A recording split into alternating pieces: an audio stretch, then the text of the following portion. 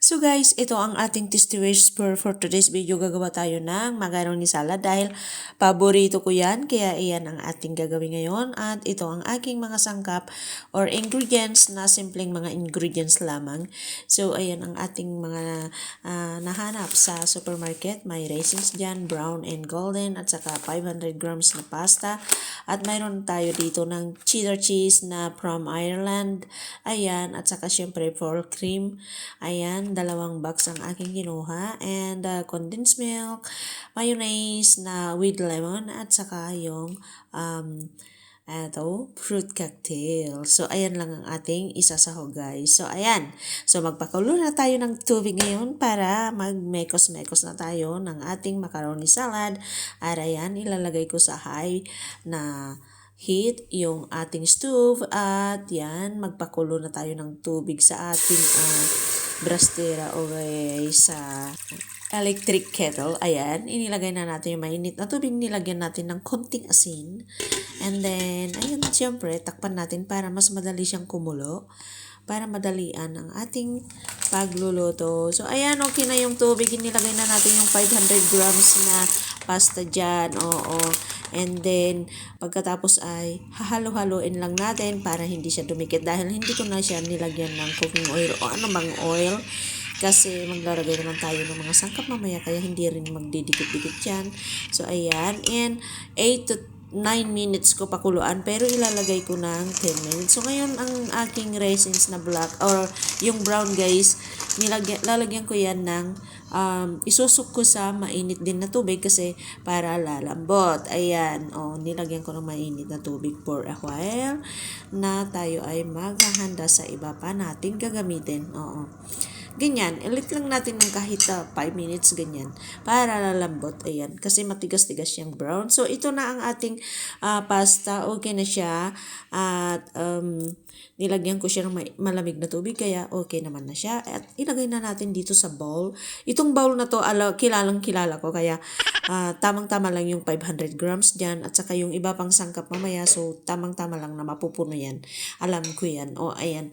So, ito ngayon ay maghiwa tayo ng itong si cheddar cheese. Ayan, diba guys? So, hiwain natin ito ng square na small, square cubes, ganun. So, para isa ring pampasarap sa ating macaroni salad. So, ayan na siya, guys. Tapos na siya. At ilalagay natin sa aking bowl na maliit. Ganyan. Tapos, para ready siya habang ihalo natin sabay-sabay doon sa ating pasta. So, ayan na, guys. Ang sarap ng cheese na to, guys. From Ireland. Ayan ang ating cheddar cheese.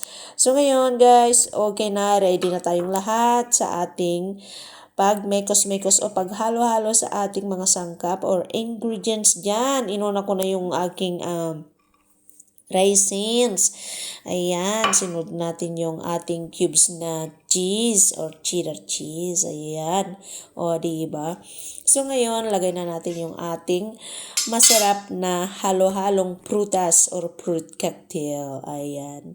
Diba? Hindi ko natanggal lahat yung tubig. Pero okay lang, guys. Kasi nakakatulong para hindi naman siya masyadong yung ating macaroni or pasta. Diba? So, nandiyan na lahat ang ating sangkap, at ngayon ay isunod naman natin ngayon ang ating tawag dito, yung full cream milk. Ayan.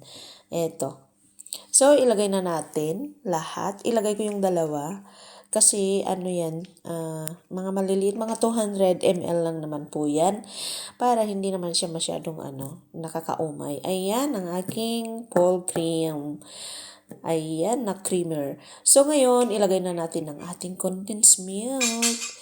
Ang galing sa AB or Alpha Beta Bacillopoulos Supermarket. Mga product ng Alpha Beta itong mga kinuha ko, yung product ng supermarket. Dito, ayan guys, inilagay ko na lahat. Yummy, so sweet. And looks delicious na siya, diba? Lalo na siguro kung may kaong mga Asian product, pero hindi ako nakapunta kasi malayo. So anyway guys, ayan na ating pasta at macaroni salad. Yummy. So, ayan guys, napakagandang pagmasdan. So, ngayon, ilalagay na natin ang ating mayonnaise. Ang aking kinuha ay with lemon, not with egg. Kasi may dalawang klase talaga yung mga ano ba yan? Mayonnaise. May with lemon or with egg. So, prepare ko itong with lemon. O, diba? Ayan, guys. O, diba? Napakasarap. Hindi ko pa pero ang sarap na. Kasi paborito ko po talaga ang macaroni salad. May minsan lang naman ako gumagawa. Kailan lang ako gumawa sa aming bahay, sa flat ko o sa aking apartment. Gumawa ako ng around 2 months ago maybe. So, ayan guys. Ilagay natin yung konting salt. Naglalagay talaga ako ng salt para hindi siya nakakaumay. Ayan. Maglagay din tayo ng konting vanilla. Pero I think dadagdagan ko pa yan kasi parang maliit yung nilagay ko. Ayan. Para pampabango din. Diba guys? So ayan. Ang ating macaroni salad. At it's ready to mix it together para makuha natin yung kanyang mixture. Lahat buong mga macaroni pupunta na sa loob ang mga sangkap na yan. So, ayan guys, o diba? Tamang-tama itong bowl na to, yung 500 grams kasi kilala ko na talaga. Lagi kong ginagamit ang bowl kasi na to. Pag may ginagawa akong mga sweet, mga ganyan. Lalo na macaroni salad. Ayan guys, ang ating macaroni salad. Yung ating product. Ayan, diba? So, ngayon, tinakpan ko na guys at ilalagay na natin sa ref at 2 hours or pag malamig-lamig na, pwede na natin kainin. Ayan. So, ayan, lalagay ko na sa ref, sa loob ng ref. At ito na ang ating product na macaroni salad for today's video. Or should I say, this is the Tasty Whisper for today's video. And thanks for watching.